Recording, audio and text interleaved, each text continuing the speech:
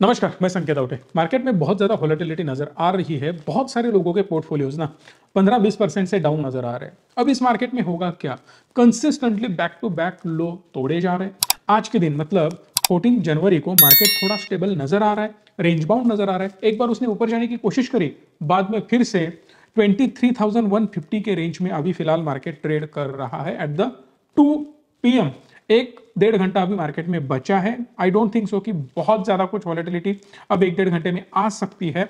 Market थोड़ा range bound रहेगा, expiry सामने है, सो प्रीमियम खाने के चांसेस बहुत ज्यादा है क्योंकि पुट बाय करके रखे होंगे लोगों ने रिसेंट एक्सपायरी के। दैट्स वाई जब भी आप हेजेस बाय करते हो या जब भी कोई भी इंश्योरेंस बाय करते हो for your investments, then you need to be hold for the monthly expiries और next month expiries to protect your premium. और जो भी डेल्टा आपकी वाट लगाने वाला है या आप बोल सकते हो जो भी टाइम डीके आपकी वाट लगाने वाला है, ये सारी चीजों से आप थोड़ा बच सकते हो। और पोजीशंस रोल ओवर करनी पड़ती है जब भी एक्सपायरी नजदीक आए तब। ये थोड़ा ध्यान में रखना। आंख बंद करके कोई भी कॉल या पुट बाय करके रख दोगे तो डेफिनेटली फंसने के चांसेस बहुत ज्यादा है। बात करते हैं इस मार्केट में होगा क्या। इस फिलहाल मार्केट में दो लोग कमा रहे हैं। एक तो गवर्नमेंट जो भी एसटीटी के थ्रू या स्टैम्प ड्यूटी के थ्रू ये लोग गेन कर रहे हैं, जीएसटी के थ्रू वगैरह, और ब्रोकर भी कमा रहे हैं बिकॉज आप डीमैट के थ्रू ट्रांजैक्शंस कर रहे हो। उसका मेजर कमाई का सोर्स ब्रोकर का यही है कि जो भी आप ट्रांजैक्ट करोगे उससे अपना ब्रोकर कमाने वाला है। बट मेजरली मैं आपको ये बताना चाहता हूं, टैक्स इनकम जो गवर्नमेंट ने किया है सिक्योरिटी ट्रांजैक्शन टैक्स के थ्रू, वो है 44,538 करोड़ का, जो कि सबसे ज्यादा माना जा रहा है। वन ऑफ द हाईएस्ट है ये। और अगर 12 जनवरी 2025 तक देखें तो टोटल टैक्स कलेक्शन 20,64,000 करोड़ का कलेक्शन हो चुका है। बहुत तगड़ा नंबर है ये। और कमा कौन रहा है? गवर्नमेंट कमा रहे हैं। मेहनत कौन कर रहे हैं? हम लोग कर रहे हैं। सो यहाँ पे दिक्कत ये आ रही है कि टैक्स कलेक्शन तो हेवी हो रहा है, गवर्नमेंट के पास पैसा तो जा रहा है, बट लोगों के हाथ में पैसा नहीं है। यहाँ पे रोल प्ले करता है स्पेंडिंग का। अगर आपके हाथ में पैसा बचेगा ही नहीं, अगर आप कुछ इन्वेस्ट नहीं कर पाओगे, अगर आप उतना ज्यादा कमा के टैक्स भर के कुछ सेव नहीं कर पा रहे हो, तो डेफिनेटली आप जीएसटी में उतना ज्यादा कंट्रीब्यूट नहीं कर रहे हो। जीएसटी को उसका नेगेटिव इंपैक्ट होगा। जितना ज्यादा आप स्पेंडिंग करोगे उतना ज्यादा अपनी इकोनॉमी को फायदा होने वाला है। डेफिनेटली अपना जो जीडीपी की ग्रोथ है वो बढ़िया रह सकती है। फिलहाल पुराने 2 सालों की अगर हम बात करें तो बढ़िया परफॉर्मर थे। India is a fastest growing economy. सब लोग इंडिया के बारे में पॉजिटिव पॉजिटिव बातें बोल रहे थे। अब जब मार्केट थोड़ा डाउन जा रहा है, कुछ नेगेटिव चीजें सामने आ रही है, तो इंडिया एकदम खराब हो चुका है। इसीलिए मैं बोल रहा था कि पुराने 2 साल से हम जो डिस्कस कर रहे थे, इसलिए मैं कंसिस्टेंटली आपको बोल रहा था कि एक लॉजिकल वे में सोचना चाहिए। जिस तरीके से हम सोच रहे थे ना कि इंडिया अब अमेरिका और यूएस को, चाइना को, सबको पीछे छोड़ के हम आगे जाएंगे, वो केस बिल्कुल भी नहीं थी।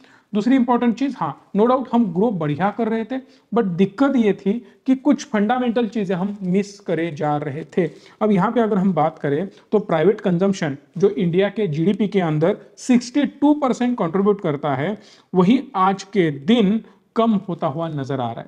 मतलब ये कोविड में था 7.5%, 2022 के आसपास 6.5%, और 2024 के अंदर ये 5.4 के आसपास चला गया है।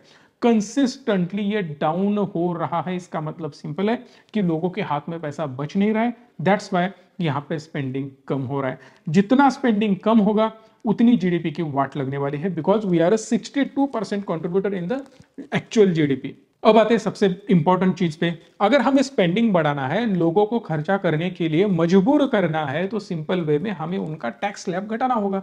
जो भी आप टैक्स पे कर रहे हो, होता यह है कि आप 2.5 लाख से भी ऊपर कमा रहे हो ना, तो आपको कुछ चीजों में टैक्स लगता ही लगता है। एटीसी के अंडर थोड़ा बहुत आप डिडक्शन ले लेते हो। 6-7 लाख अगर आप कमा लेते हो, कुछ ना कुछ आप टैक्स भरते ही भरते हो। सबसे इंपॉर्टेंट चीज, आप जो भी चीज परचेस करते हो उसके ऊपर आपको जीएसटी तो 100% देना है। 18% वहां पे चला गया, फिर टैक्स में 30% चला गया। बहुत ज्यादा पैसा टैक्स में ही जाता है। जितना पैसा आएगा जाएगा आएगा जाएगा, उतना ज्यादा आप एंड कंज्यूमर 18% जीएसटी, उसके साथ साथ टैक्सेस भरते ही जाओगे। सो अगर इसमें कुछ राहत मिलती है तो डेफिनेटली आपकी जेब में पैसा बचेगा। फॉर एन एग्जाम्पल, अगर आप 100 रुपए टैक्स पे कर रहे हो और इस बार आपको पे करना है 80 रुपए, 20 रुपए बचा ना, तो 20 रुपए का स्पेंडिंग बढ़ सकता है, ऐसा गवर्नमेंट का मानना है।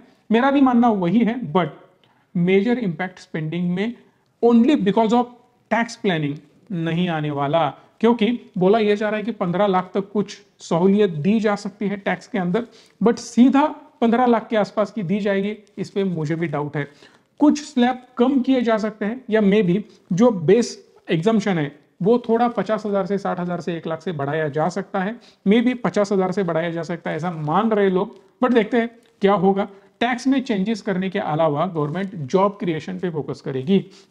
अगर गवर्नमेंट जॉब क्रिएशन पे फोकस करते हैं तो डेफिनेटली जॉब्स बढ़ेंगे, लोगों का इनकम बढ़ेगा, लोगों का इनकम बढ़ेगा, फिर स्पेंडिंग बढ़ेगा, जो भी अनएम्प्लॉयमेंट है वो कम होते हुए नजर आ सकती है। और इन सारी चीजों के लिए करना क्या होगा, आपको इकोनॉमी को बूस्ट करना पड़ेगा। अगर आपको बिजनेसमैन को डेवलप करना है, जब तक बिजनेसमैन डेवलप नहीं होंगे, बिजनेसेस डेवलप नहीं होंगे, बिजनेस को आप सपोर्ट नहीं करोगे, तब तक आपको कोई बढ़िया ग्रोथ एम्प्लॉयमेंट में नहीं दिखने वाली।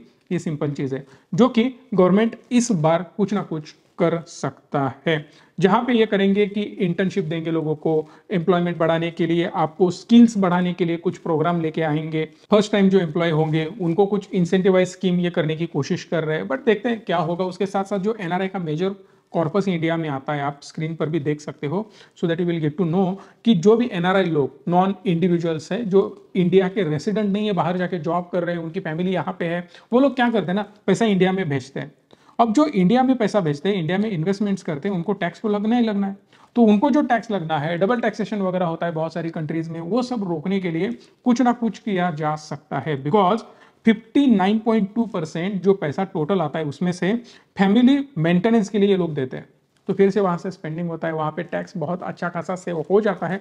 वो चीजें अगली बार हम डिस्कस करेंगे, फैमिली मेंटेनेंस ये कंसेप्ट क्या है और किस प्रकार से सेविंग किया जाता है और इंडिया में किस प्रकार से वो लोग इन्वेस्ट करते हैं। बहुत सारे एनआरआईज को हम ऑलरेडी मैनेज कर रहे हैं, उनकी इन्वेस्टमेंट हमारे यहाँ चल रही है। अगर आपको भी इन्वेस्टमेंट करनी है, इस मार्केट में बढ़िया मौका मिल रहा है। होता क्या है ना, हम लोग टॉप पे इन्वेस्टमेंट करने आ जाते हैं कि सब लोगों का पैसा बढ़ जाता है, हर एक बंदा दिखाता है कि देखो मैंने 50%, 60% डबल फोलियो हुआ, तब हम जग जाते हैं।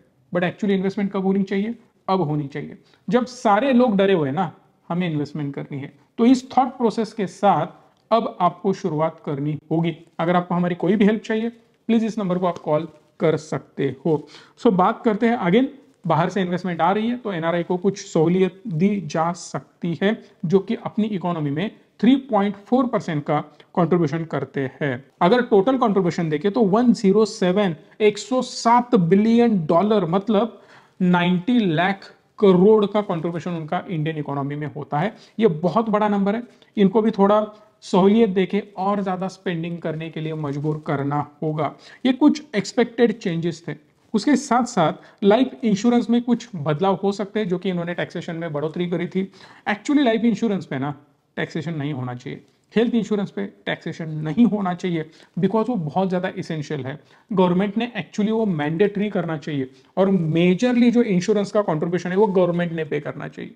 याद रखना, हर एक इंसान को हेल्थ इंश्योरेंस चाहिए, टर्म इंश्योरेंस चाहिए, और वो गवर्नमेंट की तरफ से उसका मेजर कंट्रीब्यूशन आना चाहिए, तभी इंडिया हेल्दी और वेल्दी हो सकता है। अगर आपका हेल्थ टर्म नहीं है तो प्लीज आज के आज ले लेना, क्योंकि आपका सारा खर्चा कंपनी करती है। आप अगर एडमिट हो, कोई दिक्कत है, वो सारा प्रॉब्लम जो आपका होने वाला है ना, आपने जो भी फैमिली के लिए जो भी प्लान बना के रखे हैं, वो सारे प्लान अगर आप नहीं रहोगे तो कैसे एग्जीक्यूट होंगे, बिल्कुल नहीं होंगे। तो उसके लिए जरूरी होता है लाइफ कवर। तो अगर उसमें भी आपको हमारी हेल्प चाहिए तो डेफिनेटली हम कर सकते हैं। इस नंबर को आपको कॉल करना है, और कुछ ऐसे प्लान्स है ना कि अगर आप उसमें इन्वेस्ट करते हो, वो मल्टी बैगर रिटर्न दे सकता है। हिस्टोरिकल परफॉर्मेंस बहुत तगड़े हैं कुछ फंड्स के, कुछ फंड हम आपको सजेस्ट करेंगे, टाटा के फंड्स है। इस नंबर को कॉल करके आप देख सकते हो, क्योंकि आपको टर्म इंश्योरेंस मिलेगा, आपकी लाइफ भी सिक्योर होगी, बट आपका पैसा मार्केट में इन्वेस्ट किया जाएगा, जिसका पास्ट परफॉर्मेंस बहुत तगड़ा है। उसके साथ साथ जो नॉन कॉर्पोरेट एंटिटीज है, मतलब क्या है, बहुत सारे लोग HUF खोलते हैं, हिंदू अनडिवाइडेड फैमिली वाला एक अकाउंट होता है, एक कंपनी होती है, आप बोल सकते हो, वहां से उनकी इन्वेस्टमेंट चलती है। पार्टनरशिप फर्म खोलते हैं, LLP होता है, लिमिटेड लाइबिलिटी कंपनी जो होती है, इनको ना टैक्स में सहूलत देना बहुत ज्यादा जरूरी है। बिकॉज आप प्राइवेट लिमिटेड से इनको कंपेयर करो तो टैक्स में बहुत ज्यादा डिफरेंस है, क्योंकि उनको लगता है 30%, इनको लगता है 25%, दोनों में 5% का गैप है। बट जो LLP को करना पड़ता है, ऑलमोस्ट वही प्राइवेट लिमिटेड को भी करना पड़ता है, बट दोनों में डिफरेंस क्यों है, आई डोंट नो। इसीलिए ना स्पेंडिंग बढ़ जाता है। अगर पार्टनरशिप फर्म को भी थोड़ा रिलीफ दे देते हैं तो पार्टनरशिप फर्म के थ्रू भी बहुत बड़े बिजनेसेस इंडिया में रन होते हैं। बट टेक्निकल चीजों में अब मैं नहीं घुसूंगा, फिलहाल इतना ही बोलना चाहता हूं कि उसका इम्पैक्ट टोटल इकोनॉमी पे हो सकता है।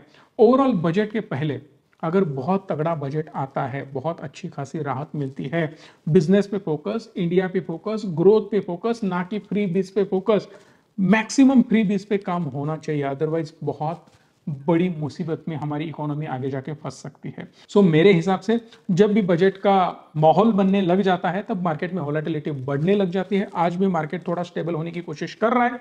इसका मतलब सिंपल है कि मार्केट आज के दिन थोड़ा पॉजिटिव नजर आ रहा है। जब भी कोई बड़ी अनाउंसमेंट होने वाली होती है बजट के दिन, बहुत बड़े बड़े अनाउंसमेंट होने वाले होते हैं, उन सेक्टर में पहले से ही तेजी आपको नजर आ जाती है। अगर बजट के पहले हफ्ते में आपको बढ़िया चेंजेस नजर आते हैं, मार्केट के अंदर बुल रन नजर आता है, तो समझ जाना बजट बढ़िया होने वाला है।